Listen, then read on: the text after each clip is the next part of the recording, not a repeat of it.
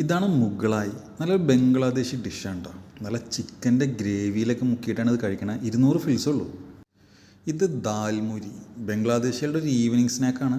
നമ്മുടെ നാട്ടിൽ ഈ സമൂസ ചട്ടൊക്കെ വിൽക്കുന്നവരുടെ അടുത്ത് ഏകദേശം ഇതുപോലത്തെ ഐറ്റം ഞാൻ കഴിച്ചിട്ടുണ്ട്. സെയിം അല്ല, ബഹ്റൈനിലെ ബുദ്ധയെ ചെന്നാൽ കിട്ടും കേട്ടോ. വെറും 200 ഫിൽസേ ഉള്ളൂ.